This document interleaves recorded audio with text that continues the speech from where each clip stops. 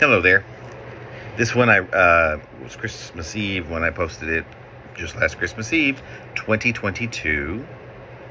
We're just toward the end of January here in 2023, as I'm reading these last of the December poems from Anachronisms.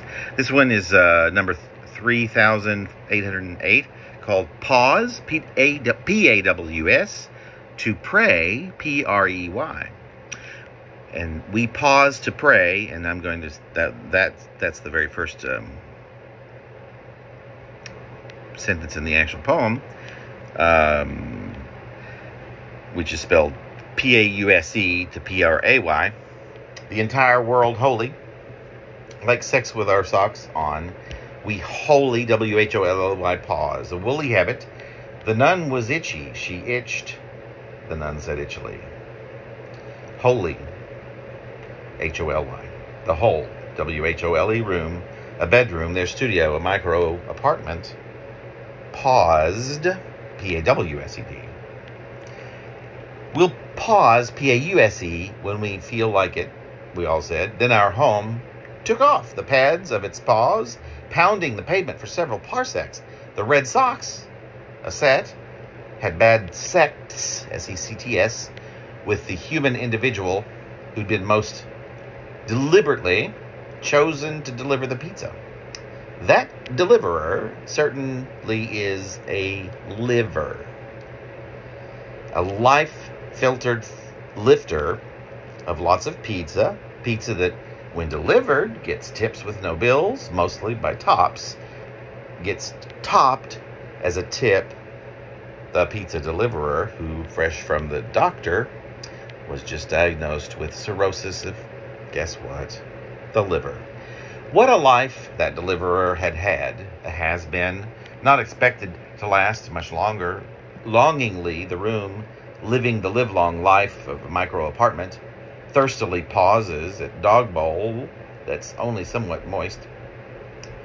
The bowl without water has contents that soon get slathered on dog tongue, get tongued by a studio whose inhabitant is primate, no longer 54. That makes 55, says the googly-eyed go-go dancer, who will soon get paid to dance on the laps of pricks, on the pricks in some laps.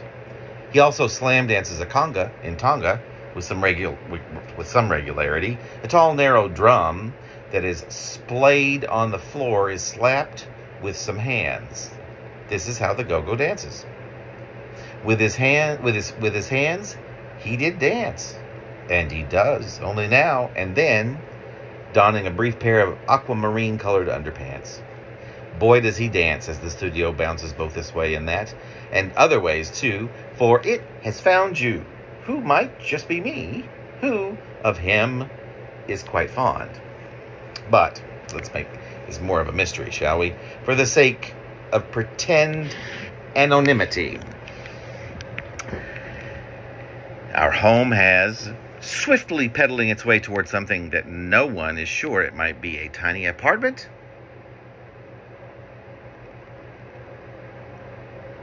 And what might a small apartment want? What might goad one in any particular direction? Picture frames and perhaps a refrigerator, but when the coffin-sized home is the pad of yours truly, once it arrives at wherever it's going, it throws up a top-tipped dancer from Tonga it had swallowed with only a couple of chomps. Chomp, chomp. And the dancer was gone until he was vomited from home. He was gone. He was home.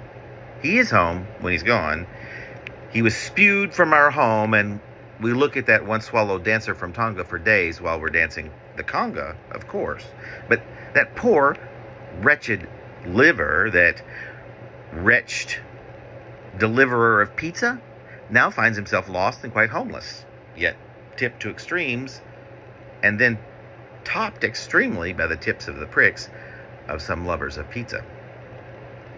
The dancer, he felt that he could not have feelings the pizza deliverer felt unfelt, which was all quite suspicious considering the evening's odd sequence of sick events, and the sycophants were witness. They felt this guy's radical metamorphosis, from considerate courier of circular meals to motional go-go, dancer of conga, to tipple taker of tops for tips by such pricks, to becoming a twice-chomped meal for a home, until finally, resuscitation by regurgitation, getting a life that had mostly been taken, but this time without life's most significant sensation.